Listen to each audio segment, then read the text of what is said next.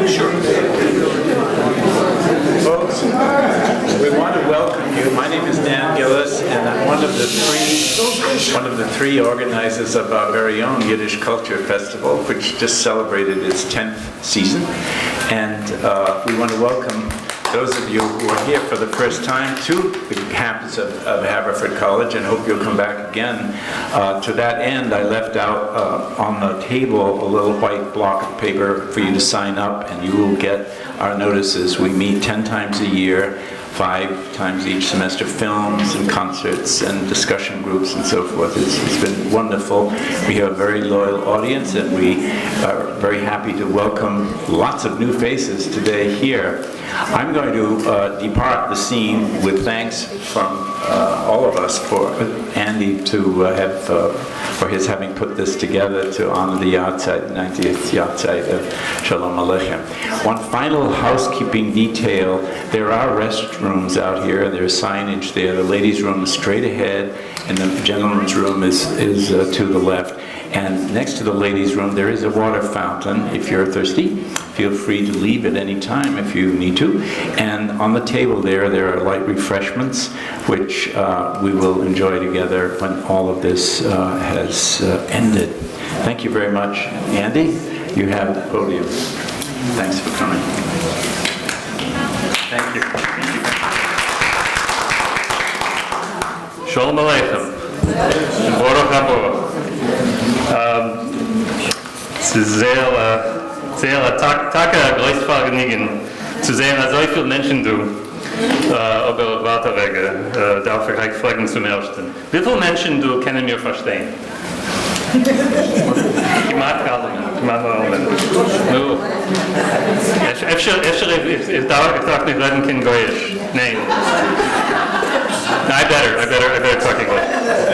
I better talk English. I want to thank, first of all, Haverford College for making this possible. The Humanities Center and especially Jeff Tukoski-Feldman and Dan Gillis for turning this somewhat last-minute idea that some of us had into a reality. And next I want to sort of roll the credits, if you will, and thank all our readers and our volunteers who've helped to make this possible. I just want to give you the previews of our all-star cast. We have with us today Audrey Marcus, who is, among other things, Sholem Aleichem's great-great-granddaughter. Her fellow student from the Reconstructionist Shul Ben Weiner, 2 very distinguished temporary Philadelphians, both internationally renowned professors of Yiddish literature, Chava Terniansky from Hebrew University and Shlomo Berger from the University of Amsterdam. And we also have some very distinguished permanent Philadelphians, Catherine Hellerstein of Penn, who is not here yet, but I think is coming. Michael Steinlauf from Graz College, Bob Friedman, who is both the creator and the curator of the famous Yiddish music collection now at the University of Pennsylvania. We have Lamdonim, Chachomim, Mumches, and Meisters and Yidden von der ganz Jahr. And we have people I regard both as local treasures of Yiddish knowledge, and also, I'm proud to say, also as friends. These include mein Teicher Lehrer Mordechai Alsher, Anne Ellen Dichter, Dan Perlmutter, and we've also had invaluable help from a whole bunch of people. I'll just name a few: Jan Hamer, Myra Lasora, Carrie Brunin, Faggy Perlmutter, Mel Santer, Sheila Pearl, Lily Persky, Hesh Jacobs. If I go on, we won't make our deadline. I promised everybody we'd get out of here in 90 minutes, so I'm going to try to do that. As you know, there's snacks outside for afterwards, and a sign-up sheet also. This is a sign-up sheet, sort of an open-ended sign-up sheet. Anyone who's interested in staying in touch with the Haverford Center and anything else that we organize, please put your name and email address or some contact information down out there. Enough thanking. So let me tell you briefly how we came to be here. If you're not familiar with Sholem Aleichem, you may be asking, why a Yortzayt? What is that about? We will find out a little more precisely in a moment, but let me just say that it's a tradition that began with Sholem Aleichem himself and has been carried on by members of his family ever since he died on May 13th, 1916. Now, a few of us from Philadelphia attended one of these Yortzayt gatherings a few years ago in New York, and it was really a moving and entertaining event. It featured some Yiddish actors, some literary figures, and we all had a terrific time. And earlier this year, some of us were sitting around one of our monthly Lehenkreisen reading a really delightful Sholem Aleichem piece called Olam Habo, which is a satire of the American Jewish bourgeoisie. and that he wrote late in his life. He in the last year after he had come to America. And what struck me in particular is that he seemed to have nailed American Jewish bourgeois life pretty perceptively for someone who had only just arrived. And I was curious, so I went home that day. I looked in my copy of the biography of Sholem Aleichem that was written by his daughter and Audrey Marcus's great-grandmother, Marie Waif Goldberg. And I discovered there something really amazing, that Sholem Aleichem's last public appearance before he died took place in Philadelphia. I'm going to just switch my presentation here for a second. And make this work. Boy, the technology works. There we go. His last public appearance was at the Metropolitan Opera House on North Broad Street, which, if you've been by it recently, is still there. It's kind of falling down, deteriorating, but it's a massive place, and that's it in its heyday. His appearance here took place in March of 1916. It was heralded by the leading Yiddish newspaper in Philadelphia called the Yiddish Welt, which wrote a short piece before he came, and well, that's the inside of the Metropolitan Opera House. And afterwards, as you see, they reported on Sholem Aleichem aufgenommen mit Begeisterung in Metropolitan Opera House in Philadelphia. The piece was interesting, but it told you very little about Sholem Aleichem. It mainly talked about everyone else who participated that evening. The bewusste Schauspieler Morris Morrison hat deklamiert, Madame Prager, die beliebte Primadonna, hat gesungen einige Lieder, 50 Mädchen, der Edwine Fleischer Freuenchor, hat geleistet, Miss Rebecca Hornstein is given Konduktor, and so on and so on. So it really was very little about Sholem Aleichem, but the experience was described in Marie Waif Goldberg's biography somewhat differently, and it was rather sad. As she put it, early that winter, Sholem Aleichem, who was not a well man, he was suffering from tuberculosis and diabetes and various other things, was approached by a couple of people from Philadelphia who said they were acting in the name of acting for the community, and they invited him to come to Philadelphia and give a talk before what they said would be a small gathering for the sum of $250. And if you've read about Sholem Aleichem, you know that money was always an issue with him.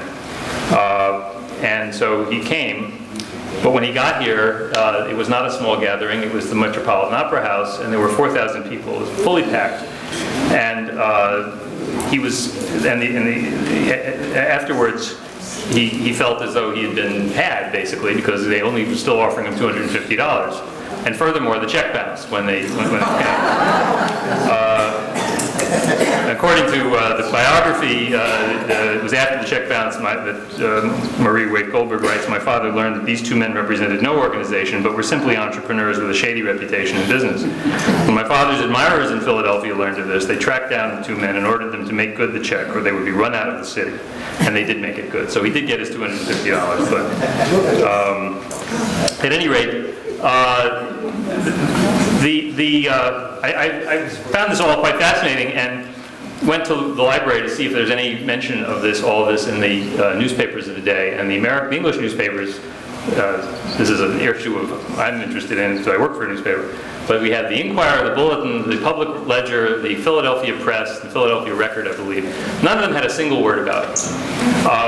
The Exponent gave it one paragraph in before he spoke, and said nothing about his speech in the issue that came out after it.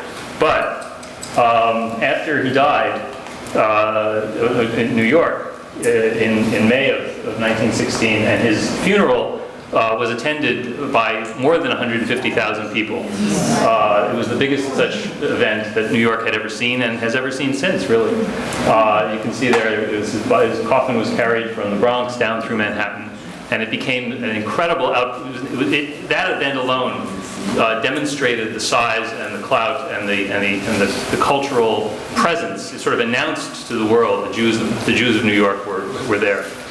And so even the exponent couldn't ignore that. Not much has changed as far as exponents are concerned, my opinion. But they gave it quite a large write-up, and in that write-up, there is an account. They went back and described the talk he gave in Philadelphia. The author, whose name has been given just his initials, DJG, wrote, "The Metropolitan Opera House was filled to its capacity. The audience was an unusual one, consisting of young and old, women with wigs and old men with long beards, who kept their heads covered during the time they were in the opera house. Every seat was occupied. A crowd of 4,000 Jews waited anxiously and impatiently for the man who had made them laugh for a quarter of a century. I was behind the scenes and there met the genial humorist. For a moment I was lost. Before me at a small table sat Sholem Aleichem, resting his head in the palms of his emaciated hands. His face was pale and wan, and his eyes were watery. Sholem Aleichem, the man who drew so many tears of joy from the millions of Jews all over the world, was wrapped in gloom. It seemed to me as though his frail body was not large enough, not strong enough to bear that great soul. He complained of feeling ill and that the air on the stage was not healthy for him. He asked for a glass of tea, drank some of it, and felt refreshed." At any rate, they go on. I won't read you the whole thing, but it was a very difficult presentation for him to give. His voice was not strong. Remember, this is 1916. We don't have amplification, and you're talking about a room with 4,000 seats. At any rate, I found all of this quite amazing and touching, and it led me to think that we really owe Sholem Aleichem something in Philadelphia. And 90 years on, it seemed entirely appropriate to have a gathering at his Yortzayt to commemorate the man and what he has meant to Yiddish literature and to all of us. I am not qualified to be a literary critic on the subject. There are many here who are, and I will leave it to them. I will just give you a couple of tidbits that I think describe his work a little bit. My favorite is a line that I think came from David Roski's, and I can't find the exact reference, so I'm paraphrasing. He basically said, you could design a complete curriculum for a Jewish education simply by making it your goal that the student should be able to read and understand Sholem Aleichem in the original. If you think about what that means, you obviously have to know Yiddish, you have to know Hebrew and Aramaic, and you have to know the Tanakh, and you have to understand the history of the Jews in Russia and everywhere else. Simply to read him and appreciate him, you really have to stretch and understand a lot about Jewish history. Which is not to say that he's impenetrable to those of us who don't. I mean,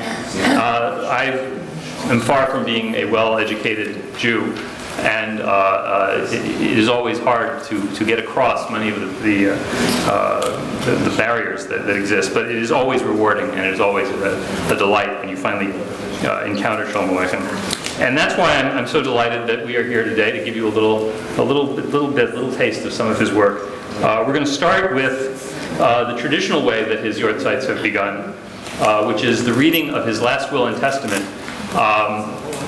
This is kind of an unusual thing, but if you think about it, or if you know the history, at the time he died, and you can see, well, you can't see in this slide. Oh, that's something else. His will was reprinted in the New York Times and even in the Jewish Exponent, and it has been considered ever since then to be one of the original ethical wills and a real masterpiece of the genre, if you will. And so, we have a question. When was he born? He was born in 1859. So he died. He was about 57 years old when he died. He was quite a young man by today's standards. At any rate, his will was considered and is considered today to be a literary work in its own right. And reading that will is the sort of first order of business for his Yortzayt. So I'm going to welcome two people to do that, both one in Yiddish and one in English. And actually, we're going to welcome three people to do this. We have with us, as I mentioned, Audrey Marcus. Sholem Aleichem is her great-great-grandfather on her mother's father's side. She is her mother's father's mother's father. Audrey was raised in Connecticut. She graduated Oberlin College in 1996. Later received a Master's of Theological Studies from Harvard Divinity School, then spent a year as a graduate student at Hebrew University in Jerusalem. She's worked at the Museum of Jewish Heritage in New York, and is currently a student at the Reconstructionist Rabbinical College, and was recently became the mom of Gabi Berkman, who would be Sholem Aleichem's great-great-great-grandson.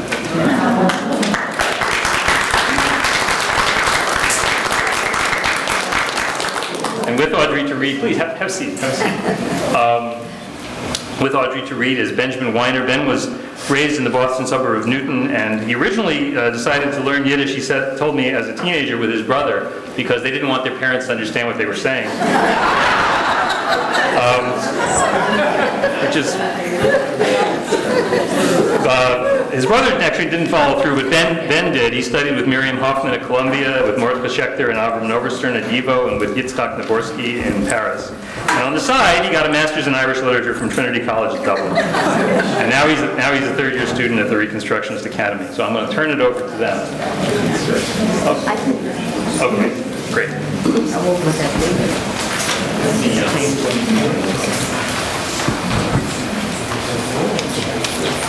I think I'm going to get up there, actually.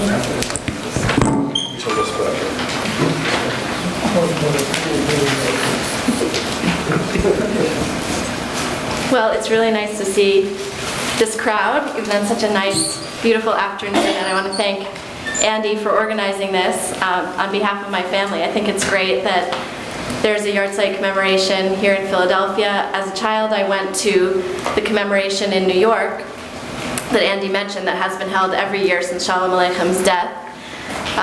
And it's wonderful to expand the tradition. My branch of the family has actually done our own commemoration in Boston some years. So it's nice that we can think about and remember and laugh with the stories of Sholem Aleichem in various cities in the United States and actually around the world. There's a commemoration at Beit Sholem Aleichem in Tel Aviv, which is a museum entirely dedicated to him.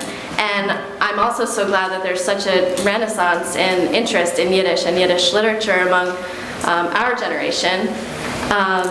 And that's really exciting. I hope to be part of it by learning Yiddish someday. And so thank you all for coming, and we're gonna read the will. Die Tzivor von Sholem Aleichem, 11 Tishrei, Tafrei Shayin Vav, 19 September 1915, New York. Heutigen Tag, Machres Yom Kippurim, es hat sich nur was angeheuert mein neues Jahr und ein großes Unglück hat getroffen meine Familie. Gestorben mein älterer Sohn Misha, Michael Rabinowitz, und weggetragen mit sich in Kever ein Stück von meinem Leben. Ist geblieben bei mir, ich soll überschreiben auf das Neue mein Tzivor, welche ich habe gehabt geschrieben in dem Jahr 1908 bei meinem Kranksein in RW, Italien. The last will and testament of Sholem Aleichem, 11th of Tishri, 5676, 19th of September, 1915, New York.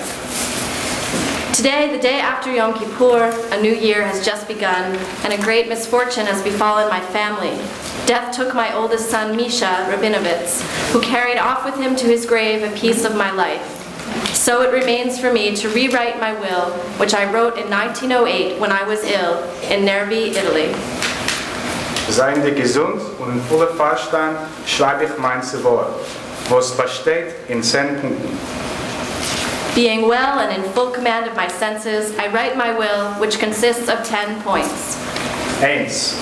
Wo ich soll nicht sterben, sollen mich behalten nicht zwischen Aristokraten, Neochassim oder Gewirim, nur gerade zwischen Prosteien Arbeiter, mit dem emerson Volk, also als die Metzebe, was mir wird der noch wegstellen auf mein Kever, soll bestehen die einfache Quorum herum mir, und die einfache Quorum sollen beputzen mein Metzebe, also wie das proste, ehrliche Volk hat für mein Leben wahrscheinlich sehr Erfolg schreiben.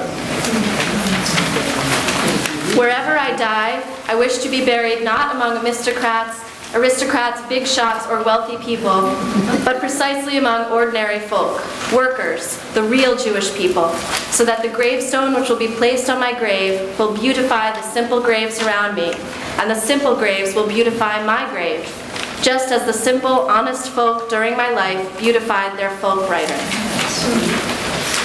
2. Kein Titeln mit Leubenischen, mit More Morenus soll auf mein Metzeben nicht sein. Äußer der Nomen Sholem Aleichem von einer Seite und äußer dem jiddischen Aufschrift, was beigelegt, von der anderen Seite. There should be absolutely no titles or words of praise or our teacher on my gravestone, except for the name Sholem Aleichem on one side and the Yiddish epitaph enclosed on the other. 3. Kein Debatten und Diskussionen von meinen Kollegen wegen Verewigen mein Nomen, wegen Aufstellen mir ein Monument in New York und das gleich, soll nicht sein. Ich will nicht kennen einlegen ruhigen Käfer, als meine Chaverim wollen sich narrisch machen. Der bessere Monument wird sein für mir, als mir wird lehnen meine Werk, und als es wollen sich gefinden in den vermerklichen Klassen von unser Volk Mäzenanten, was wollen sich nehmen, herausgeben und verspreiten meine Werk, heinen Jiddisch, heinen andere Sprachen, und damit geben dem Volk die Möglichkeit zu lesen und meine Familie eine bekommende Existenz. Ob ich habe nicht solche gewähnt oder nicht verdient kein Mäzenaten bei meinem Leben, will ich sie öfter solche sein noch ein Teut. Ich gehe weg von der Welt mit dem vollen Glauben, als das Volk wird nicht verlosen meine Gesäumen. There should be absolutely no debates or discussions among my colleagues about immortalizing my name, about erecting a monument to me in New York, etc. I will not be able to rest comfortably in my grave if my friends engage in such foolishness.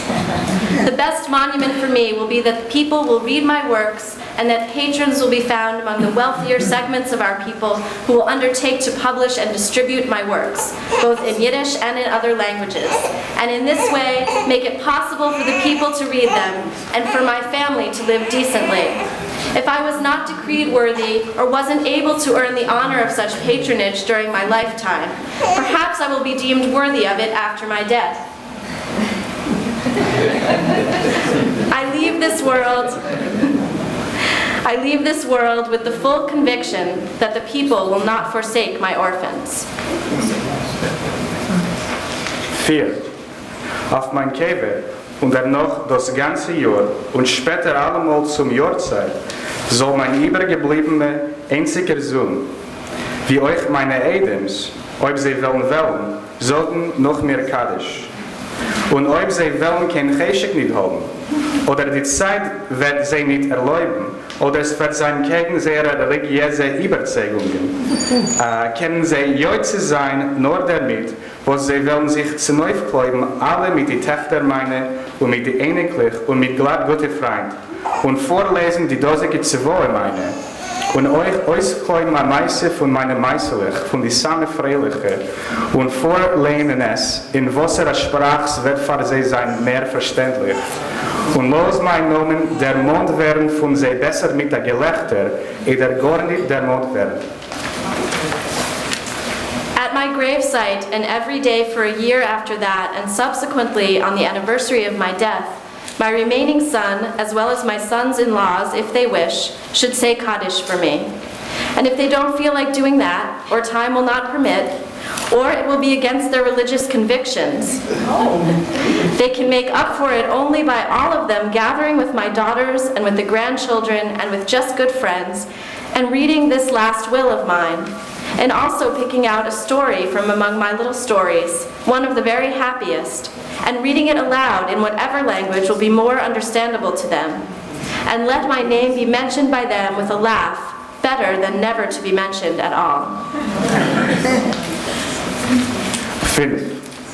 Religiöse Überzeugungen können meine Kinder und Kindskinder haben, was sie will. Nur sehr jüdische Abstammung bete ich, sie sollen hüten. Diejenigen von meinen Kindern, die wollen sich abwerfen von seinem Stamm und wollen herüber in einen anderen Glauben, haben sich schon damit allein abgeworfen von seinem Stamm und von seiner Familie und allein ausgemerkt sich von meinem Wort. Weil wir haben heilig von Nachala betoch achehen. As to religious convictions, my children and my children's children may have whatever ones they want, but their Jewish heritage I beg them to safeguard. Those of my children who will cast off their background and go over to another faith will thereby themselves cast themselves off from their roots and their family, and will have thus erased themselves from my last will, and they shall have no portion and inheritance among their brethren. 6.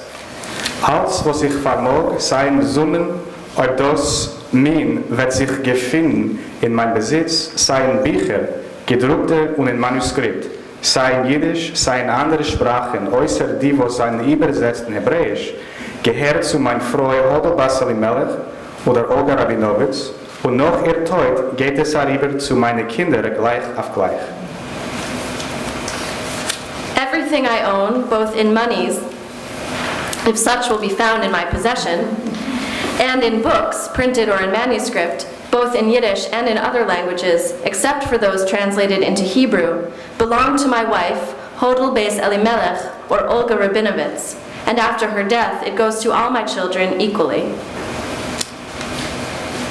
7. Von allen Hachnosses, was seien ausgerechnet in früheren Paragraph, soll heruntergenommen werden von Fond für jüdische Schreibers, in Jiddisch und in Hebräisch, bis 5.000 Rubel a Jahr. Ob in jener Zeit wird sich als Fonds da in Amerika oder dort in Europa, sollen die Prozenten alle Jahre eingezahlt werden in Fonds rein. Und der Fonds wird tun, laut seiner Statuten. Beim Ober es wird bis dann kein offizieller Fonds nicht sein, oder es wird sein als ein Fonds, was entspricht nicht meinem Willen, was ist ausgerät in Anheb von dem dosigen Paragraph, sollen die Prozenten zerteilt werden, nicht bedürftige Schriftsteller von meiner Yortzayt direkt, laut Vereinigung zwischen sich. Of all the sources of income listed in the preceding paragraph, 5% of up to 5,000 rubles a year should be deducted for a fund for Jewish writers, in Yiddish and in Hebrew. If at that time there will exist such a fund here in America or there in Europe, the percentages should be paid into the fund every year, and the fund will act according to its statutes.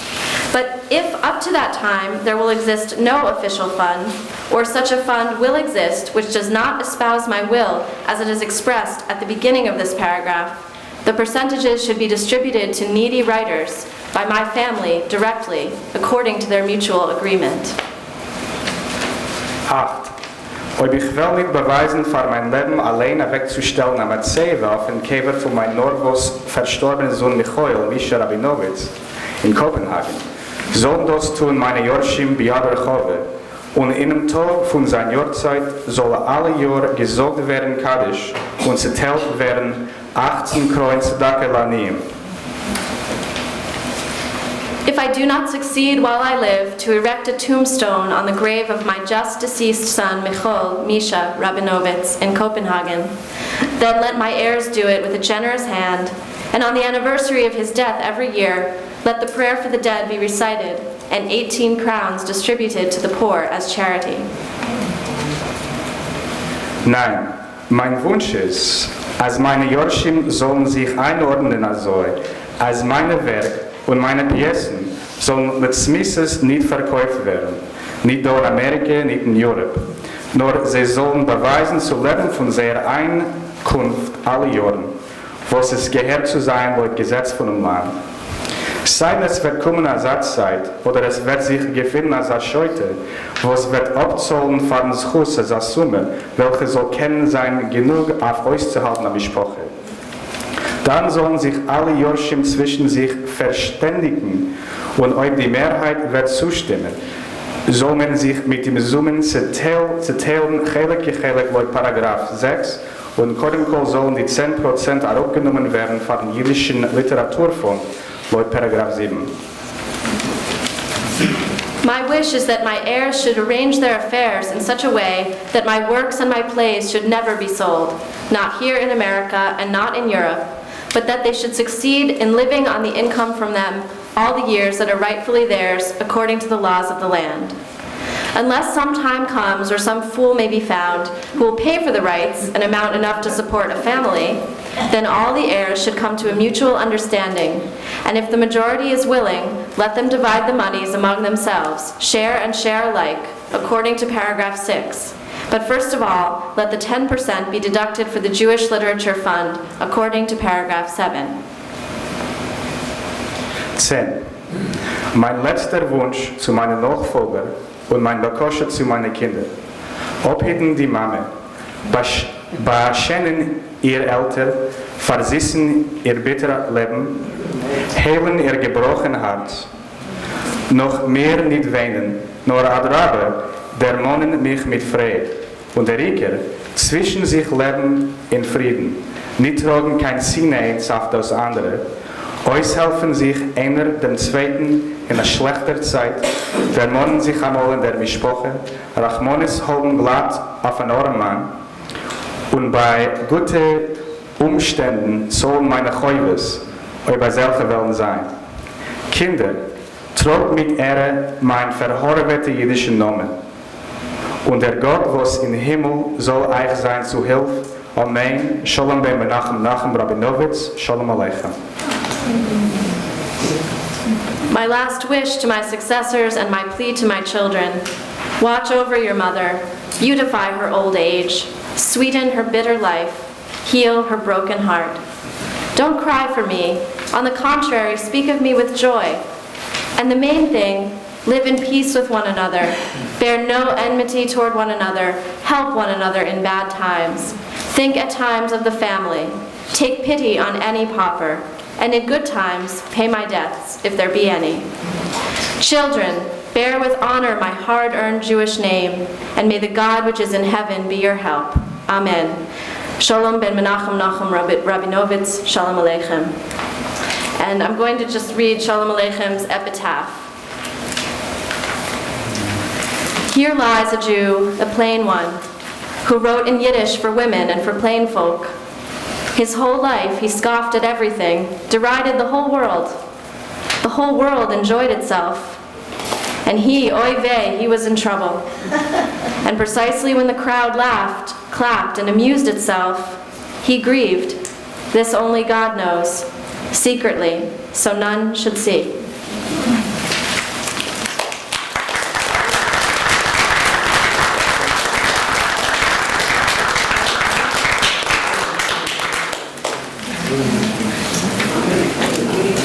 Thank you. Thank you. Billy. It's verklemmt bei mir zu Hause. The second request from Sholem Aleichem after that his will be read is that selections from his work be read, and that's what we're going to do now. We have a number of short pieces that have been chosen by our guests and our guest readers, and I'm going to ask them one by one to come up and read them. The first piece the first person I'm going to ask is Michael Steinlau, who's chosen to read Sholem Aleichem monologue. While he's fiddling, I'll tell you a little bit about Michael. He teaches history at Gratz College and Jewish culture at Gratz College near Philadelphia. Holds degrees from Columbia and Brandeis. Has gone to Poland many times, starting in the 1980s. Is now also as a project director for the United States Holocaust Memorial Museum. Was a research fellow at YIVO. Has edited and written extensively on Polish Jewry, including a wonderful book called Bondage to the Dead, which was published in 1997. He's now editing part of YIVO's Encyclopedia of Jewish Life in Eastern Europe and serving as senior historical consultant for the planned Museum of the History of Polish Jews in Warsaw.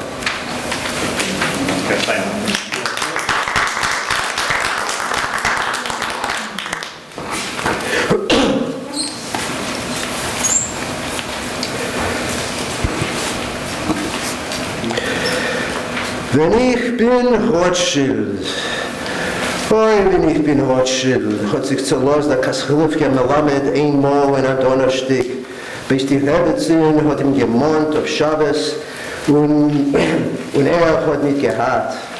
Wenn ich so sein Rothschild, trefft, was ich tue.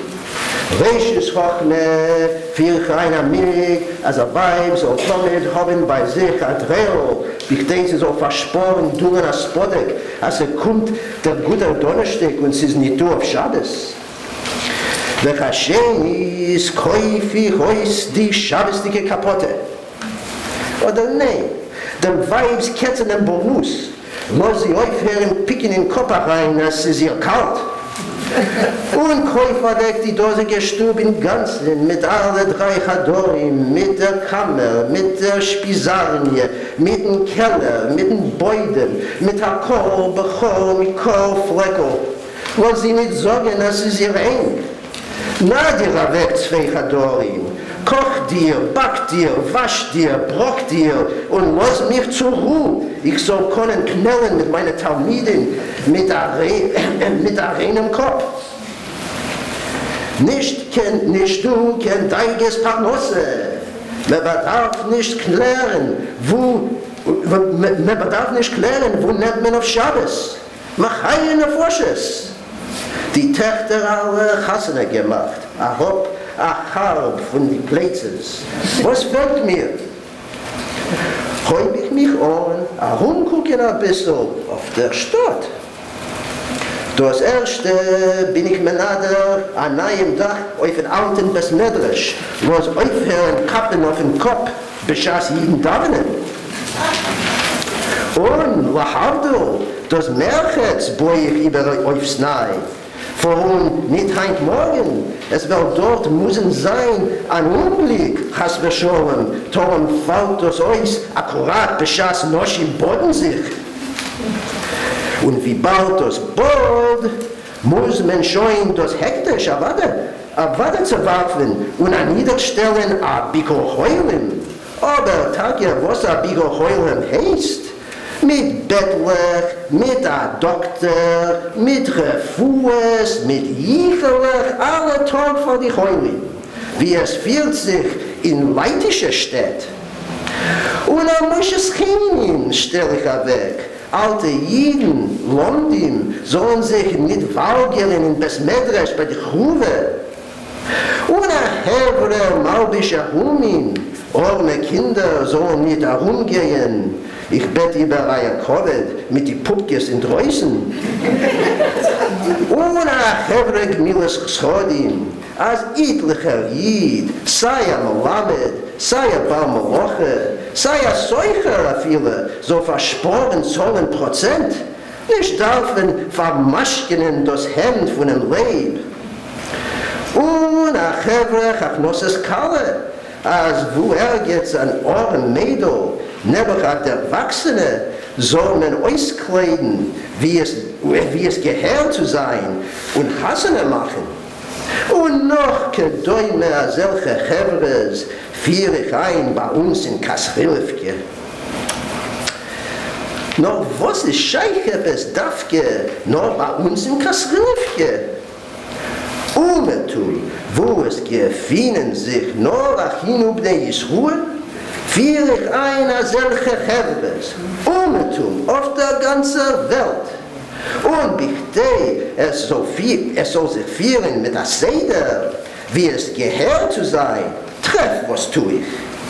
Mach ich euch alle Chevres ein Chevre, a Größe, a Zedoke Gedule Chevre, wo es gibt Achtung auf alle Chevres, auf alle Jiden, das heißt, auf dem Klau Yisruel. Als Jiden sollen Umetum haben Parnosse und leben und Achtes und sollen sitzen in die Yeshivas und lernen. Chumash mit Rashi, mit Gemorre, mit Teusfes, mit Maharsha. Mit alle Sheve Chochmes und mit alle Shivim Woschen. Und auf alle Yeshivas soll sein ein Yeshiva, a Größe, a Jiddische Akademie. In der Wilne gewöhnlich. Was von dort sollen herausgehen die größte Londim und Chachomim in der Welt. Und Ausding soll sein, siehst, ich bin Hagvir, auf mein Keschene. Und Ausding soll sich führen mit der Seder und mit der Plan. Es soll nicht sein können, get mir Nadir Hablab. Und alle sollen in Sinnen haben, nur teures Frau. Und bitte, wir soll können tragen auf den Kopf dem Klau. Was darf man? Darf man bewohnen dem Prat? Und mit was kann man bewahren in dem Prat? Gewöhnlich, mit Parnasse. Warum Parnasse, hört ihr? Das ist der rechte Riker. Und Parnasse kann nicht sein, kein Achtes. Über ein Stück Bräut im Steins gesagt, ist einer dem anderen Joire Lechayev, Kappa jenem Keulen, Samen, Hängen. Viele die Sonne ist Ruhe, unsere Hommens auf der ganzen Welt. Meint ihr, was haben sie zu uns? Gar nicht. Nur zu lieb Parnasse. Sie sollen haben Parnasse, wollten sie gar so schlecht nicht gewinnen. Parnasse bringt zu Kine, Kine bringt zu Sine, und davon, Rachmunewitzlen, nehmen sich alle Zornes auf der Welt, alle Unglücken, nicht du gedacht, mit aller Redifes, mit aller Charias, mit aller Reziches und mit aller Milchomes. Oh, die Milchomes. Das ist, hört ihr, gar eine Schritte von der Welt. Wenn ich bin Rothschild, mach ich euch Milchomes. Aber Tag ihr lacht lupen euch. Wird ihr doch fragen, wie soll? No, mit Gott. Der Heine. Ich will es euch geben zu verstehen mit der Seichel. Lamoschel, zwei Meluches zerampern sich über eine Narrischkeit dort. Ein Stück Erd, was es wird als Schmecktarike. Territorie heißt es bei sie. Die Meluche sagt, also die Territorie ist ihr Territorie. Und die Meluche sagt, nein, es ist mein Territorie. Meshesh Yamein Mereshes heißt es, hat Gott beschaffen und das Stück Erd von ihr kommen wegen. Kommt zu gehen ein Dritte und sagt, ihr seid beide Baheimes. Die Territorie ist Allemens Territorie. Areshes Chorabim heißt es.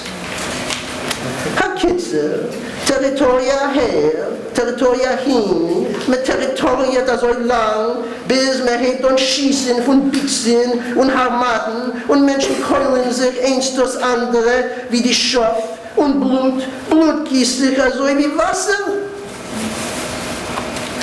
Aber als ich komme zu sie, und sag sie, schaut Brüderlich, lasst euch dienen. In was geht da bei euch eigentlich der ganze Success? Man versteht denn nicht euer Mein. Ihr meint nicht so die Chagode wie die Knädler. Territorie ist doch bei euch noch ein Mäusred. Der Iker ist doch bei euch jene Meister, Petimetti, Kontributie. Und wie bald loschen Kontributie, zu wem kommt man an mit der Halvoe? Zu mir, zu Rothschilden heißt es. Amer, weißt ihr was? Na, die Engländer mit den langen Fies und mit den kästeltigen Häusern, ein Milliard. Na, die narrische Telg mit der Reuterjammerke, ein Milliard. Na, die Munchereso, euch ein Milliard. Monischer, Gott wird euch helfen, werdet ihr mir abzahlen mit Prozent, nicht Cholile kein größten Prozent, 4 oder 5 Scheine. Ich will auf euch nicht reich werden. Versteht ihr schon? Ich hab gemacht ein Geschäft. Menschen hören auf zu keulen einem dem anderen, wie die Ochsen, siehst du nicht. Und wie bald euch Milchomes, heim zu was bedarf man das sein? Mit dem Heil, mit allen 17 Sachen, mit dem ganzen Taram, auf Tisch 90 Kaparas.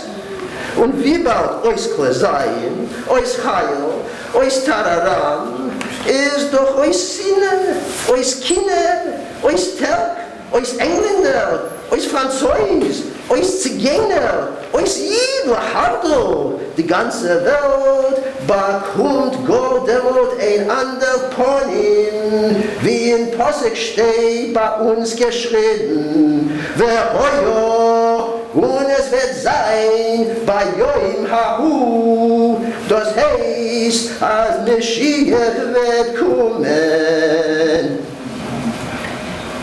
Und öfter, ha? Wenn ich bin Rothschild, kann sein, als ich bin Gorm und warte um das Geld. Was ist Geld? Warum? Wollen wir sich nicht narren? Was ist denn Geld? Geld ist doch eigentlich nur ein Häschen, eine eingerettete Sache. Man hat genommen ein Stück Papier, hat gestellt ein Zatzchen und geschrieben, 3 Rubля Cerebrum. Geld, sag ich euch, ist nicht mehr wie ein Jezehor. Ein Taiva solche, eine von den größten Taivas, was alle willen das und keiner hat das nicht. Aber es soll nach Luten gar nicht sein, kein schon Geld auf der Welt. Wo doch der Jezehor nicht gehabt was zu tun. Und die Taiva, wo nicht gewinnt, kein Taiva. Ihr versteht? Sie nein. Ey, was? Ist doch die Kasche, wo wurden damit nehmen Jiden auf Schabes? Ist der Teres, Lamai, wo will ich jetzt nehmen auf Schabes?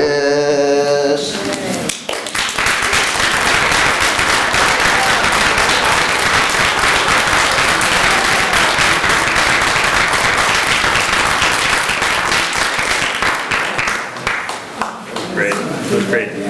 Here to read the English version of that is Ann Ellen Dichter. Oops, just do one thing, create a little more, there you go. Okay. Sounds much better in Yiddish, especially the way Michael reads it. If I were a Rothschild, if only I were a Rothschild. A Kasverlivka Malamed let himself go once upon a Thursday while his wife was demanding money for Shabbos and he had none to give her. If I were only Rothschild, guess what I would do? First of all, I would pass a law. A wife must always have a 3-ruble piece on her so that she shouldn't start nagging me with what to make Shabbos. Thursday comes and there's nothing in the house for Shabbos. In the second place, I would take my Shabbos gabardine out of pawn, or better yet, my wife's squirrel-skin coat. Let her stop whining that she's cold. Then, I would buy the whole house outright. All 3 rooms, from foundation to chimney, with the alcove, the pantry, the cellar, and the attic. Let her stop grumbling that she hasn't enough room. Here, I would say to her, take 2 whole rooms for yourself. Cook, bake, wash, chop, make, and leave me in peace so that I can teach my pupils with a free mind. This is the life. No more worries about making a living. No more headaches about where the money for Shabbos is coming from. My daughters are all married off, a load from my shoulders. What more do I need for myself? Now I can begin to look around the town a little. First of all, I'm going to provide a new roof for the old shul, so the rain won't drip on the heads of the men who come to pray. After that, I'll build a new bathhouse. For if not today, then tomorrow, but surely soon, there is bound to be a catastrophe. The roof is going to cave in while the women are inside bathing. And while we're putting up a new bathhouse, we might as well throw down the old poorhouse too, and put up a hospital in its place. A real hospital, like they have in big towns, with actual beds and bedding, with a doctor and attendants, with hot soup for the sick every day. And I shall build a home for the aged, so that the old men, scholars who have fallen upon hard times, they shouldn't have to spend their last days near the fire in the shul. And I shall establish a society for clothing the poor, so that poor children wouldn't have to run around in rags with, I beg your pardon for mentioning it, their navels showing. Then I shall institute a loan society so that anyone at all, whether teacher or workman or even a merchant, could get money without having to pay interest and without pawning the shirt off his back. And a society for outfitting brides, so that any girl old enough to marry and without means should be outfitted properly and married off as befits a Jewish girl. I would organize all these things and many other such societies here in Kastrolivka. But why only here in Kastrolivka? I would organize such societies everywhere, all over the world, wherever our brethren, the sons of Israel, are to be found. And in order that they should all be run properly with a system, guess what I would do? I would appoint a society to head them all, a board of charity that would watch over all the societies under it. The board of charity would keep watch over all of Israel and see to it that Jews everywhere had enough to live on and that they lived together in unity. I would see to it that we Jews sit in yeshivas and study Bible and Talmud and Gemara and the various commentaries and learn all the 7 wisdoms and the 77 languages. And over all these yeshivas, there would be one great yeshiva, a Jewish academy, which would, of course, be located in Vilna. And from there would come the greatest scholars and wise men in the world. And all of this education would be free to everyone, all paid for out of my pocket. And I would see to it that it was all run in orderly fashion according to plan, so that there would be none of this grab and run, hit and miss, catch as catch can business. Instead, everything would be run with a view to the common welfare. But in order to have everyone think only of the common welfare, you have to provide one thing. And what is that? Naturally, security. For, take it from me, security from want is the most important thing in the world. Without it, there can be no harmony anywhere. For alas, one man will impoverish another over a piece of bread. He will kill, poison, hang his fellow man. Even the enemies of Israel, the Hamans of the world, what do you think they have against us? Nothing. They don't persecute us out of plain meanness, but because of their lack of security. It's lack of money. I tell you, that brings envy, and envy brings hatred, and out of hatred come all the troubles of the world. All the sorrows, persecutions, killings, all the horrors, and all the wars. The wars, the terrible slaughter. If I were a Rothschild, I would do away with war altogether. I would wipe it off completely from the face of the earth. You ask, how? With money, of course. Let me explain it to you. For instance, 2 countries are having a disagreement over a foolish piece of land that's worth a pinch of snuff. Territory, they call it. One country says this territory is hers, and the other says, no, this territory is mine. You might think that on the first day, God created this piece of land in her honor. Then a third country comes and says, you're both asses. This is everyone's territory. In other words, it's public domain. Meanwhile, the argument goes on. Territory here, territory there. They territory each other so long, they begin shooting with guns and cannons, and people start dying, and pretty soon there's blood all over, like water. But if I come to them at the very beginning and say, listen to me, little brothers, actually, what's your whole argument about? Do you think that I don't understand? I understand perfectly. At this feast, you are concerned less with the ceremony than with the dumplings. Territory is only a pretext.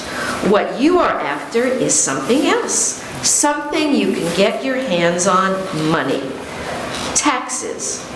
And while we were on the subject of money, to whom does one come for a loan? If not to me, a Rothschild. I'll tell you what, here, you Englishmen, with the long legs and those checkered trousers, here, take $1 billion.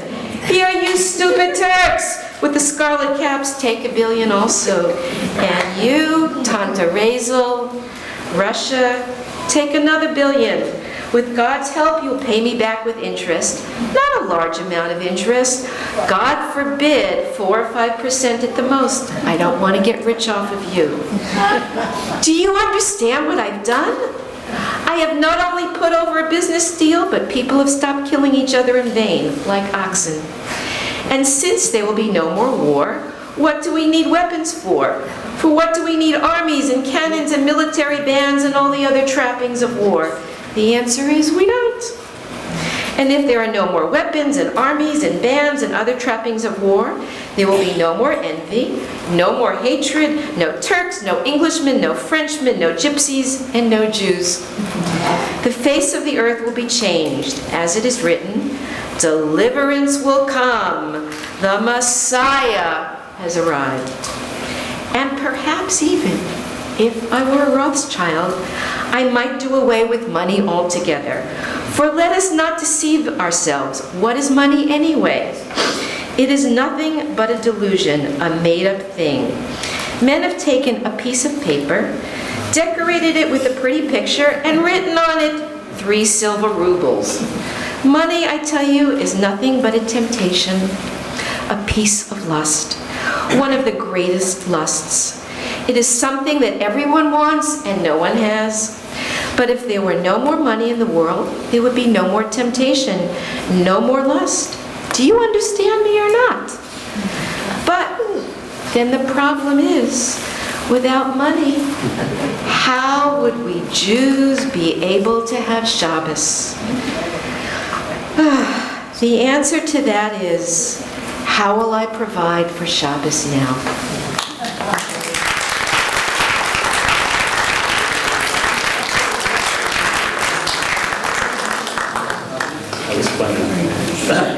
I'd next like to invite up Professor Chava Turnyansky from the Hebrew University of Jerusalem, who has graciously agreed to give us a selection.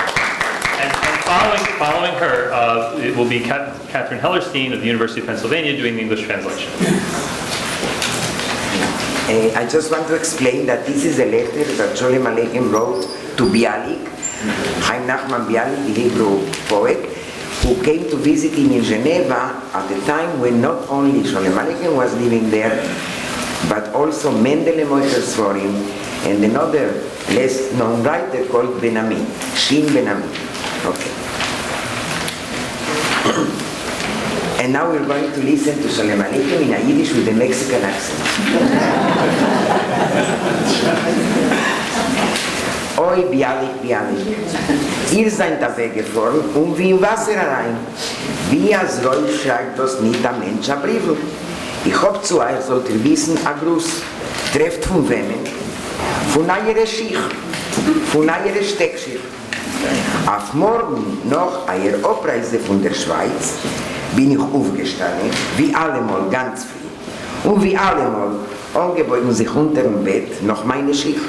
Ich tue a Kuck, a Porschicht, ganz unbekannte Schicht, kästeldicke Steckschicht mit ledernen Näslach.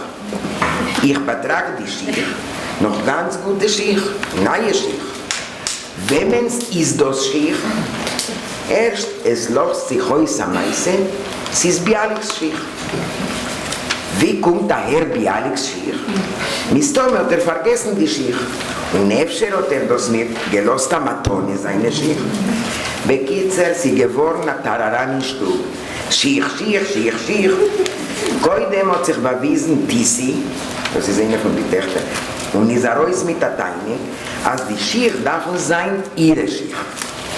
Ihr Berkowitsch, ihr Mann, ist mit Bialiken gar eins, kommt ihr die Schicht.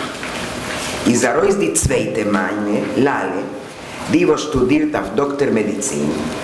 Die Schicht darf sein, al Pioisch sagt sie, ihre Schicht. Was ist die Meise? Also, sie hat nicht kein Steckschicht. Sie hat schon, sagt sie, lang heische Käufenschicht. Sagt Emma, die dritte ist es, als die Schicht mögen sein, ihre Schicht. Warum sie hat a Wade nicht kein Schicht? Teinet die kleinere Marussia, als ihr Neshome ist euch nicht von Klotsche. Die Schicht seien gut auf ihr euch. Der Herr Numchik, als man redet von Schicht, will gar nicht wissen, was für ein Schicht, und sie schreit sich, Mami, ich will Schicht. Von dem Gepilder habt sich auf Mischa und macht ein Pogrom. Die Schicht, sagt seine Schicht. Worin Bialik ist nicht geschlafen mit keinem, nur mit ihm, gehören ihm die Schicht alpis Sovest. Derweil kommt dann Benami mit seiner Tochter Sare und wird geworfen die Schicht. Sagt als die Schicht kommen ihm, worin wenn nicht der Inzident mit Rosh Hashone, wollte doch Bialik verfahren gewiss zu ihm und wollte übergelost die Schicht gewiss bei ihm. Bialik came to visit Benami, and it was in the middle of Rosh Hashanah, and Benami was not very happy about it. That's why he went to stay with Sholem Aleichem and not with Benami. Natürlich potakevet mit ihm Sare und warft mit Augen auf die Schicht. Fallen Micha mit Tamaren auf Abschore und sagen, weißt ihr was? Lo sein mir Aschuch und Tamaren Aschuch. Bekitzer, wir sind gegangen zum Seiden, fragen nach Scheile wegen die Schicht. Wem es sollen gehören die Schicht? Uns gehört die Teines von die Schicht mit zugemachten Augen und mit der Schmeichel auf die Lippen, Basket der Seide Reb Mendele. Also wie die Schicht seine vergessene Schicht.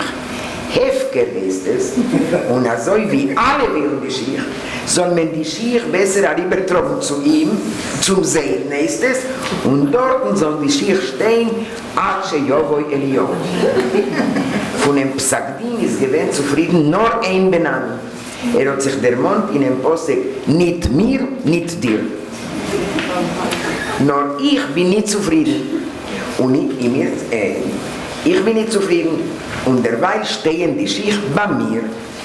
Ich rechne im Mirze Hashem in Gichen, ich habe beklemmt keiner Des die Schicht. Gewöhnt nach nicht bei der Schicht mit Amor. Ein Schuh will ich auch abschicken Techef noch Sukkes. Und dem anderen Schuh will ich zuschicken auf Pesach. Wird ihr schon haben bei der Schicht. Und mach was ihr kehrt, da war der Bänke noch die Schicht. Ob ich gelost fotografieren bei der Schicht. Und ich schicke euch da ein Bild von eurer Schicht mit einem freundlichen Gruß von uns alle und von eurer Schicht, was gefühlen sich lesate bei mir auf die Füße. Machen wir sich ob Tage nicht kein Schicht, auch uns eure Schicht. Und allein doch war die Schicht, damit alle Sommer sollt ihr kommen zu uns mit neuer Schicht und sollt uns übergelassen ein paar Schicht. Aber ich bin der gangene Praktiker, es ist besser mit Schicht wie ohne Schicht. Und befragt noch eine sehr schöne Schicht wie eure Schicht, wo sein inzwischen Schicht die beste Schicht.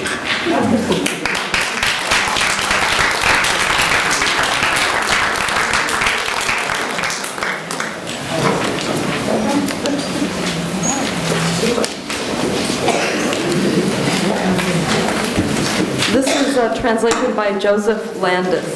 I don't know who the other translations were by. I think the If I Were Rothschild was by Francis Butwin. Yes. And I don't know who translated the Will and Testament. It was wonderful though. A letter to Bialik. Oi, Bialik, Bialik, you left and disappeared without a trace. How does one not write a word? Let me inform you that I have regards for you. Yes, from whom? From your shoes, your slippers. The morning after your departure from Switzerland, I arose as usual quite early and as usual bent over to look for my slippers under the bed. And there, staring me in the face, a pair of shoes. Quite unfamiliar shoes, checkered bedroom slippers with leather tongues. I examined the shoes, quite serviceable still. New shoes. Whose shoes are these? And then it occurs to me, they're Bialik's shoes. What are Bialik's shoes doing here? Did he, as seemed probable, forget the shoes? Or did he perhaps leave me his shoes as a gift? In short, a hubbub arose in the house. Shoes, shoes, shoes, shoes. Tissy was the first to stand up and announce her claim that the shoes properly belonged to her. Her Berkovitz and Bialik are inseparable, and the shoes therefore should be hers. Whereupon my Lily, the one who was studying medicine, put forth her own claim. The shoes by right belonged to her. What's her story? As follows. She has no slippers. She has, she says, for a long time been eager to buy shoes. So Emma says, the third one that is, by the same token, the shoes might as well be her shoes because she certainly has no shoes. Then Marusi, the young one, chimes in that she is as good as the next one, and in addition, the shoes happen to fit her. When Numchik hears all this going on about shoes, he doesn't care what shoes we're talking about and starts shouting, "Mama, Mama, I want shoes!" The racket awakens Misha, who lets loose his own barrage. The shoes, he cries, are his shoes because Bialik slept with no one but him. The shoes, therefore, are in all fairness his. Meanwhile, Ben-Ami arrives with his daughter Sarah, and hearing about the shoes, he insists that the shoes belong to him because had it not been for the Rosh Hashanah incident, Bialik would certainly have come to his house and would surely have forgotten the shoes there. Sarah naturally keeps agreeing with him while she eagerly eyes the shoes. Micha and Tamar then propose a compromise. How about a shoe for me and a shoe for Tamar? In brief, we want to ask the grandfather, that is Mendel Mochasforim, to abjugate the dispute about the shoes. Whom should the shoes belong to? Having heard the several arguments about the shoes, with eyes closed and a smile on his lips, Grandfather Reb Mendele rendered his judgment.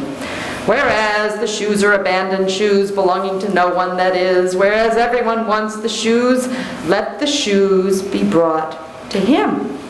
To Mendele, that is, and let the shoes remain there until the prophet Elijah comes. Only Ben-Ami was pleased with the verdict. He was reminded of the verse, "Not for you and not for me." But I am not satisfied, and in the meantime the shoes are at my house. I intend, God willing, to send the shoes to you in Odessa. Naturally, not both shoes at the same time.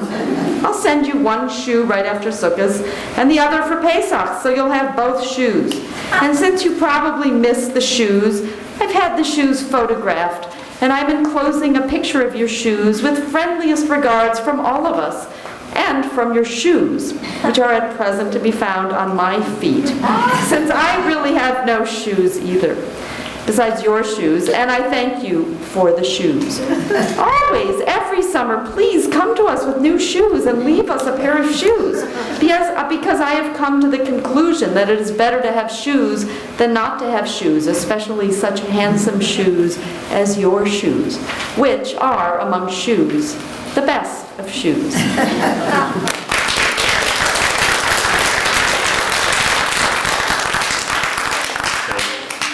Catherine's going to do double duty here with our next speaker, who is Shlomo Berger from the University of Amsterdam.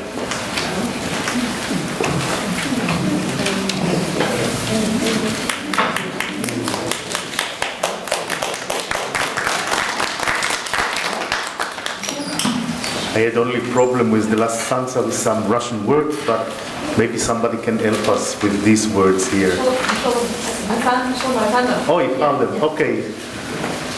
Shlof Aleichem. Shlof Aleichem Yoresh Feiner, Lichtiker Parsoin, Shlof Ben Yochit Kadish Meiner, Shlof Schwe, Shlof nit Wein. Sollst mir wachsen seiner Größer, oben Kasses Geld, Städt und Dörfer, seiner Kaiser einer in der Welt. West mir seiner Größer kochen, Klieger noch von mir, und am Melech שבמלוכי מטלן, Sibir. West sie mir zu Schämpfer morgen rennt es volle Säck, und viel Schenken mit Astrogen, Kloisters ohne Eck. Und Gendarmen mit Kosaken, Schäumrin bei der Tier, die was können Brocken hatten, schmeißen ohne Schier. Ob nicht Meure vor Japonie, sei noch nicht kein Narr. Slept noch Moskwe, slept noch Ponje, es darf noch ein Zar. Zollen westu Kontributie, stiller machas Weg. Sog sei zu a Konstitutie und stell a Reuser fähig. Losen plappeln Sozialisten, meinen se Teppe sein. Losen schießen Anarchisten, wieviel's Wetter rein. West ins Palme sich verschließen, Punkt wie ich erziehen. Los dort Tränen, Blut sich gießen, du sollst sein gesinnt. Losen Haveken die Gazetten, schreien auf die Zehen, Publizisten und Poeten, losen singen schön. Losen Bombes dort sich reißen, sie ist schon nicht kein Nice. Mit sein Chappen, mit sein Schmeißen, hängen einzig weiß. Voran Polizie, vor alle Ecken, Sistike Sach, voran a Kantschik, voran a Stecken, voran a gute Sach. Was mir ruft das an, Kramole, Gzeblemich Asnov, Schlof Alexe, sie sich Nikola, Slidl nimmt a Sof.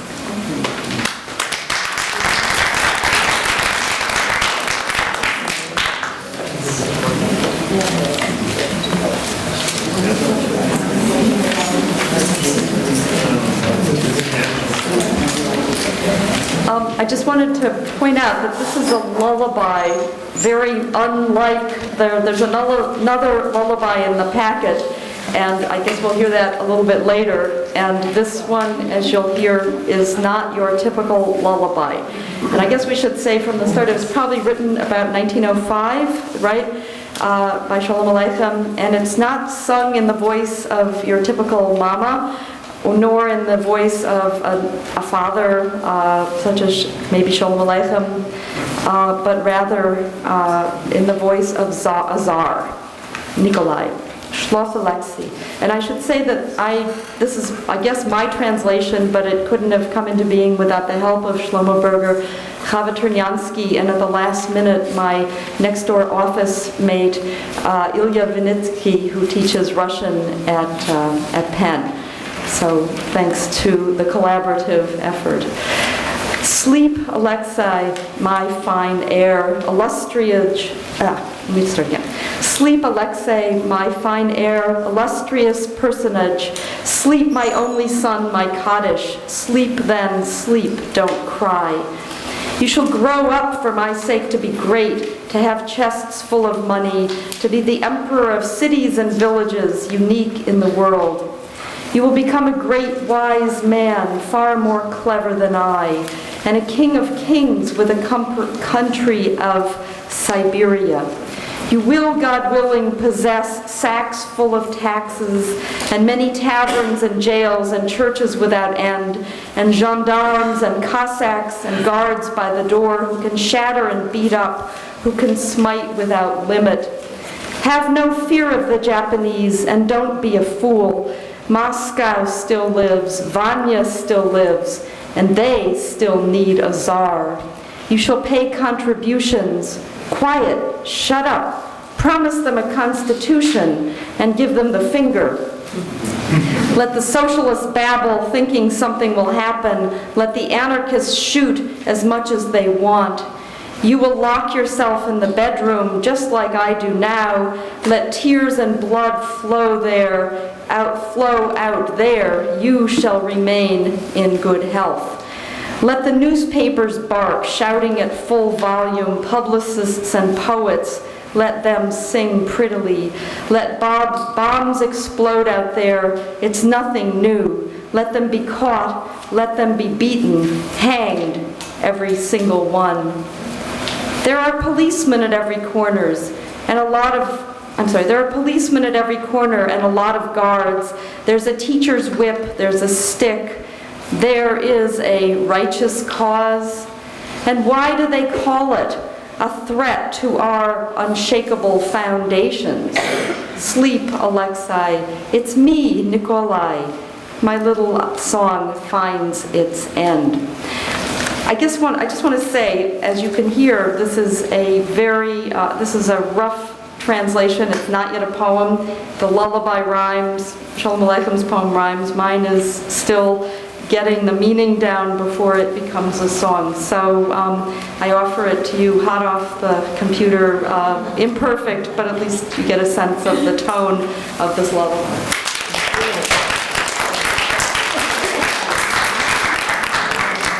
That's terrific. You get to watch a work of creation in process here. This is really, really special. I'm going to, in the interest of time, I think, ask Bob Friedman to be our next speaker. Bob, as you know, is the collector, with his wife Molly, the originator of the Friedman collection of Yiddish music. They began collecting Yiddish music in 1959. Really breaking a path, both in the scope and the size of their collection, which was widely recognized to be one of the largest in the world, but also because of Bob's activities cataloging that through the early years of computers.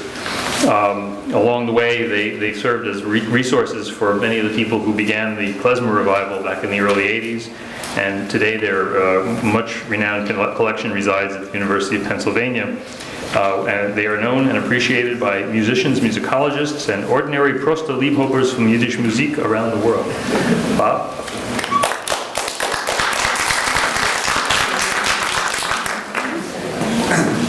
And not to worry, I'm not going to sing. Right. In 1892, Sholem Aleichem wrote a poem titled Schlaf mein Kind, which was published in Odessa the same year. A poem of separation, emigration, and hope. A mother lulling her child to sleep with expectations of an idyllic life in America where challah is eaten on weekdays. Mother looks forward to the family reuniting with her husband in America, but until the steamship ticket arrives, mother poignantly expects that wird schicken 20 Taler sein Porträt dazu. He'll send $20 along with his picture. The poem was set to music and is sometimes known as Sholem Aleichem's Viglied, Sholem Aleichem's lullaby. A scant 6 years later, the song was sent by 5 different correspondents from 5 different locations to Saul M. Ginsberg and Pesach S. Marek, the compilers of the first major collection of Yiddish folk songs. Andy Cassel's grandfather also contributed songs to Ginsberg and Marek. Within that 6-year period, Sholem Aleichem's lullaby had traveled from Odessa, north 900 miles to St. Petersburg, northeast 350 miles to Poltava, and northwest 550 miles to Kovno. And therein lies a tale. Yoel Engel, a composer and music critic, criticized composer Mark Warshawski for publishing his newly created compositions under the title Yiddish Volkslieder. It was published in Kiev in 1901. Sholem Aleichem, who wrote a foreword to Warshawski's book and persuaded Warshawski to publish his songs, came to Warshawski's defense in a letter published in Del Yud in Krakow and republished by Chaim Lutek in the Yiddish Forward in 1984, and to whom we are indebted for much of this material. Engel maintained that folk songs had to be seasoned, anonymous, could not be of recent origin, and collected from the people. Engel cited the Ginsberg-Marek collection as examples of folk songs. Sholem Aleichem maintained that folk songs included songs that were written for the folk, as distinguished from those collected from the folk. Sholem Aleichem then demolished Engel's argument by listing some 12 examples of songs in the Ginsberg-Marek collection of recent vintage and whose authors were known, many of whom were living and then in the best of health, including himself, Sholem Aleichem. As we know, Sholem Aleichem's lullaby was in the collection as a folk song. This recording that you're about to hear is sung by Israeli folk singer Leah Schlanger, and if you listen to the melody and the rhythm of the words, you will see that they're the same. It's the same rhythm as Sholem Aleichem.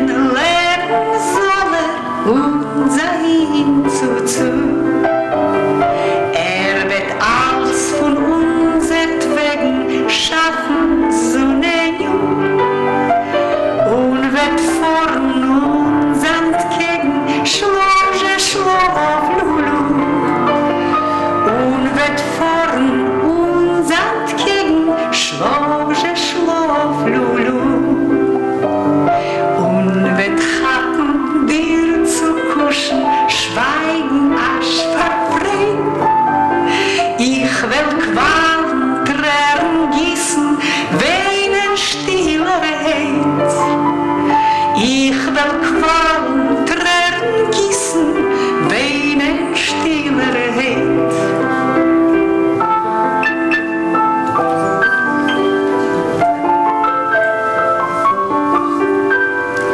Bis es kommt das gute Quittel, darf man so ne jung schlafen, sie ist ein teurer Mittel, Lulinke, Lulu. Schlafen, sie ist ein teurer Mittel, Lulinke, Lulu.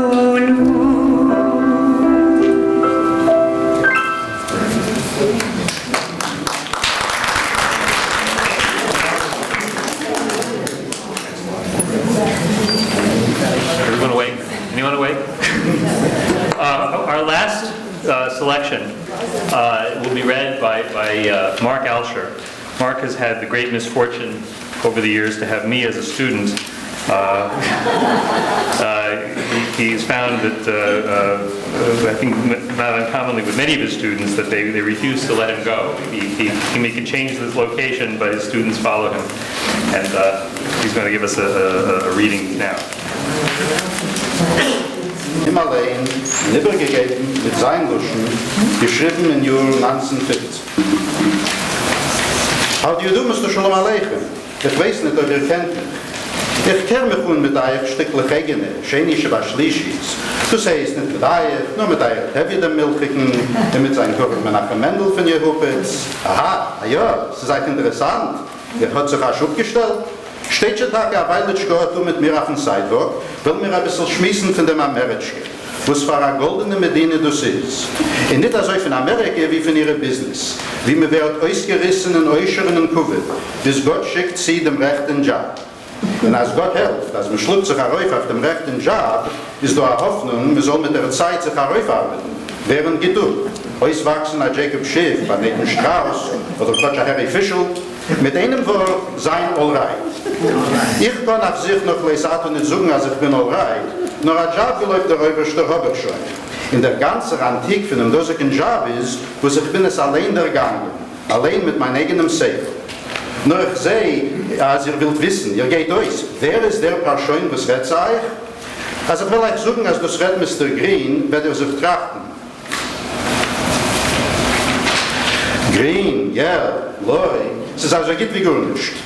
Du heißt ich Green, dort habe ich geheißen Greenberg.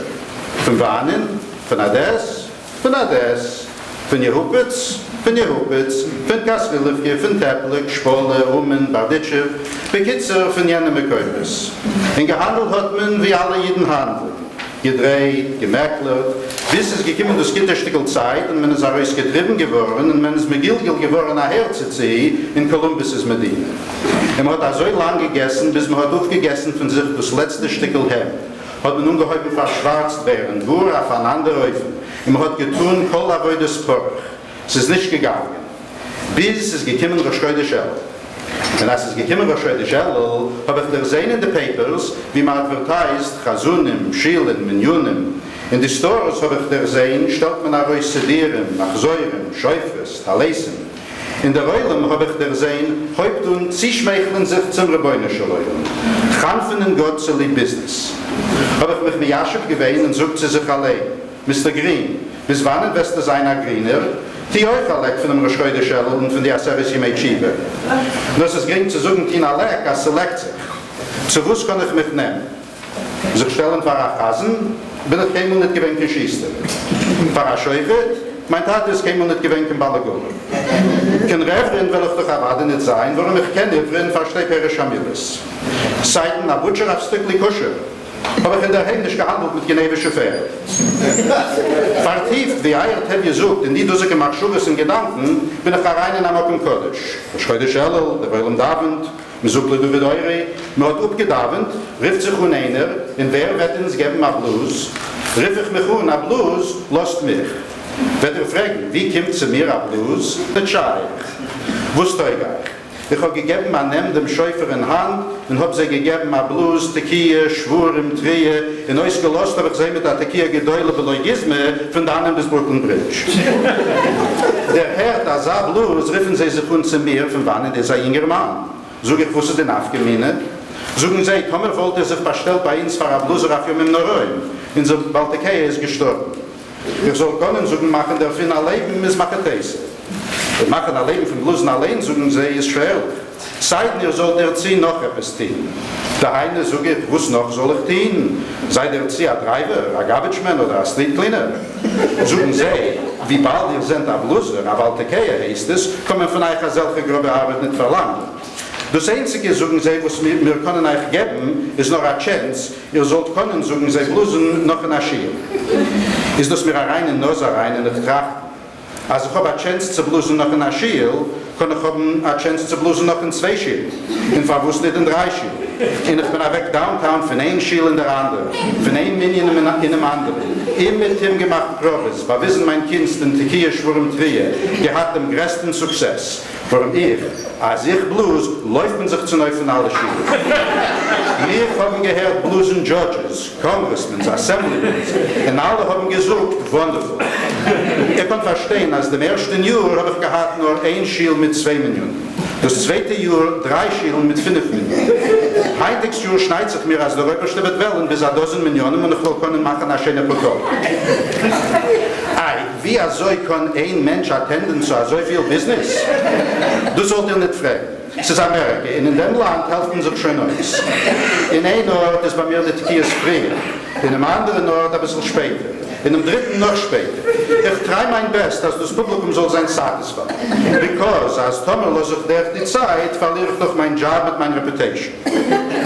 Ihr windet sich, Mr. Sholem Aleichem, wo sich use mehr englische Wörter wie Jiddische. Das ist über die Kinder. Sie sind schon bei mir Amerikaner und wollen schon nicht reden kein Wort Jiddisch. Ihr sollt umkicken, meine Boys, wird ihren Leben nicht suchen, als das sind jiddische Kinder. Und mich allein, als ihr wird begegnen noch Yom Noraim, wird ihr mich euch nicht erkennen. Bei mir, als ich kommt eine kurze Zeit, fahre ich für die Schellel, warf ich auch mein Sud, verlos mir ein Bord, bekomme eine heimische Äußere. Und wie nur es gehen, weg die Yom Noraim, nehme ich ein Shave, tune mein Head und werde mir zurück ein Gentleman. Wusstet man nicht in Amerika zu lieb Business. Ich sehe nicht, Mister, hat geschickt, mich zu beschreiben im Paper. Hat schon herausgenommen, das Büchel aufhören. Never mind, ihr seid daheim. Ich gleich noch suchen Adam. Warum für mir wird das sein ein Advertisement? Verkehrt. Ich gleich noch beten, ihr sollt herausstellen meine Adresse. Mr. Green, Cherry Street, New York City, please. Ich hoffe, wir uns auch noch einmal begegnen Uptown. Derweil, seid mir goodbye.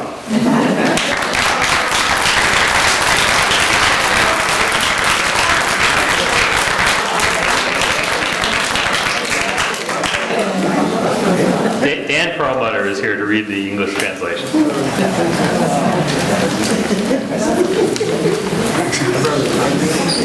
I can't resist just telling you one quick brief anecdote. When Andy was showing the slideshow of the Sholem Aleichem family, there was one slide that showed Sholem Aleichem, his wife, and the children in one picture. And the reason I mention that is that when I was quite young, 6 or 7 years old, I guess, we were living in Brighton Beach in Brooklyn, New York. And also in Brighton Beach, Sholem Aleichem's widow, the woman in the picture, in the photograph, lived there. And she was pleased to talk to me because I guess she didn't have too many 6-year-olds who could talk Yiddish. So that's just an early memory. It's unrelated to what I'm going to read now, but I thought you might be interested. Well, this monologue, as you know, is called Mr. Green Has a Job. How do you do, Mr. Sholem Aleichem? I don't think you know me, but we're a bit related. Second cousins twice removed. Actually, I'm not related to you personally, but to your pal, Tevye Milchika, and his kinsman, Menachem Mendel from Yortzayt. Now you're interested, huh? You've stopped. Aha. Now you will want to listen. If so, then let's stand here on the sidewalk and chat for a while about our golden Medina, America. It's not so much about America as about its business.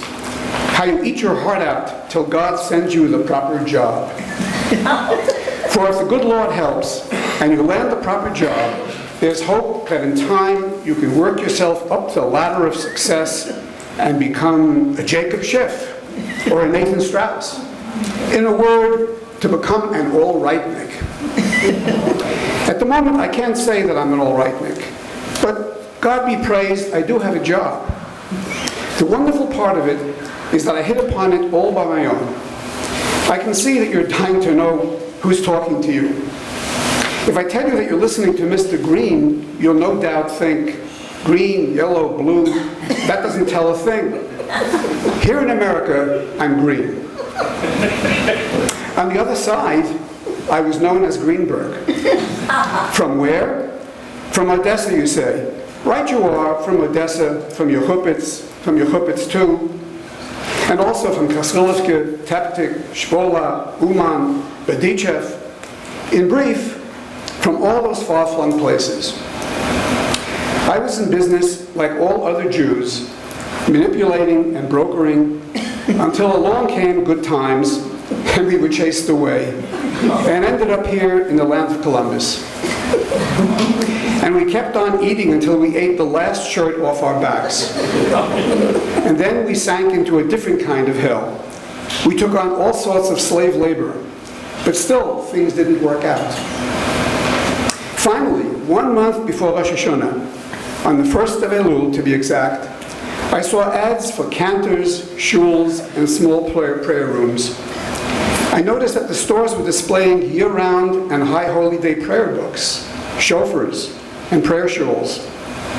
I also noticed that everyone began buttering up to the Almighty, trying to get on the good side of Him for the sake of business. America got it. So I said to myself, Mr. Green, how long are you going to be a greenhorn? Why don't you too cash in on Elul, the high holy days, and the 10 days of repentance? But it's easier said than done. In order to cash in, there's got to be something to cash in on. But it's easier said than done. What sort of work could I do? Pass myself off as a cantor here in America? No. For back home, I never had even been a shoemaker. A shofet? No. For my father had never been a common drayman. I certainly couldn't be a reverend, a shamus, for I did know Hebrew, and I did understand the meaning of the prayers, so how could I be a shamus? Could I become a strictly kosher butcher? No. For in the old country, I hadn't even been a fence for stolen horses. Immersed in these thoughts and meditations, as your tevye, the dairyman, the milchke would say, I wandered into a shul. It was the 1st of the month, the day of the new moon. The worshippers were reciting the psalm called, "The Lord is my light and aid." After the service, someone said, all right, who's going to blow the shofar? The shofar, I called out, me, I will. So you'll ask me, how did I come to being the shofar blower? Here's the story. I never blew the shofar back home on the other side. Neither did my father, or my father's father. But when we were kids, starting with Elul, we small fry, little rascals, one and all, would grab the shofar and blow it just for the fun of it. Until the shamus would douse us with cold water and drive us from the shul. In a word, I could do the job. But like they say, the proof of the pudding is in the eating. So I took hold of the shofar, blew a few long, short, and quick blasts, and ended up with one mighty blast, which, without exaggeration, was heard on the other side of the Brooklyn Bridge. Hearing such a blast, they asked me, where are you from, young man? What's the difference where I'm from, I said. How would you like to blow the shofar for us on the high holy days? Our shofar blower just died. If I could make a living from this job, I'd gladly take it. Making a living from blowing the shofar alone is rather difficult, they said, unless you can do something else. Namely, what else would you want me to do, I said. Want me to be a driver, a garbage man, or a street collector, or a street cleaner? Since you're a shofar blower, we can't expect you to do such low-class menial tasks, they said. The only thing we can do is to give you a chance to blow the shofar in another shul. This was a tempting idea, and I thought, if I get a chance to blow the shofar in one more shul, I might as well take 2 shuls. And why not 3? Downtown, I went from one shul to another, from one prayer room to another, had tryouts in every place, showed my skill with the shofar, and made a big hit. For when I blow, everyone comes running from all the shuls. Judges, congressmen, and assemblymen have heard me, and all of them have said, wonderful. Naturally, during my first year, I only had 1 shul and 2 small prayer rooms. The second year, 3 shuls and 5 prayer rooms. This year, God willing, there are prospects for up to 12 prayer rooms, and I'll be able to make a nice few dollars. But alas, how can one man attend to so much business? Don't ask. This is America, you know, and here one must make the best of a situation. In one place, I blow the shofar a bit early. In the next place, a bit later. In the third, later still. I try to do my best in order to satisfy the public. For if I don't show up on time, I'm likely to lose my job and my reputation. No doubt you're wondering, Mr. Sholem Aleichem, how come my English is so good? It's because of my children. They're already 100% Americans and don't want to talk one word of Yiddish. They're already one word of Yiddish. If you take a look at my boys, you'd never guess they were Jewish. Same goes for me. If you meet me after the holy days, you wouldn't recognize me either. Me, I'm just before the beginning of Beilul, I cast off my stylish suit, grow a beard, and look like a homey old-timer. But as soon as the high holy days are over, I shave, put on my hat and suit, and once more become the picture of a modern gentleman. What doesn't one do in America for the sake of business? I can tell you, by looking at you, Mr. Sholem Aleichem, that you're itching to write me up in the papers. You've even taken out your notebook. Well, it's okay by me. Go right ahead. In fact, I'd be much obliged to you, because for me, it'll be free publicity. What's more, I'll even ask you to put in my address. Mr. Green, Cherry Street, New York City. And I hope that someday we'll bump into each other uptown. Until then, so long and Sholem Aleichem.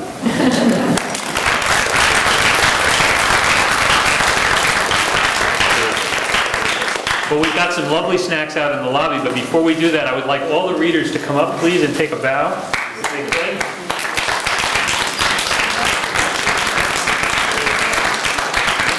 We have a little something for...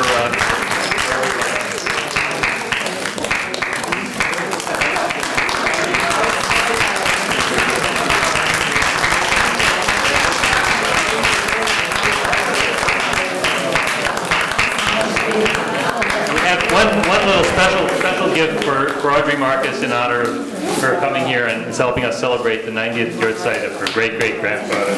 Copy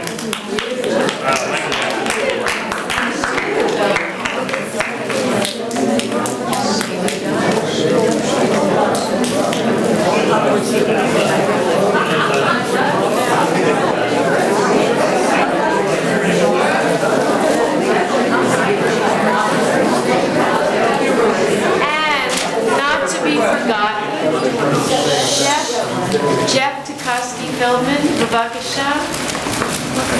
Yay, Jeff. Jeff, and Haverford College. And for Andy for being compulsive enough to pull this off.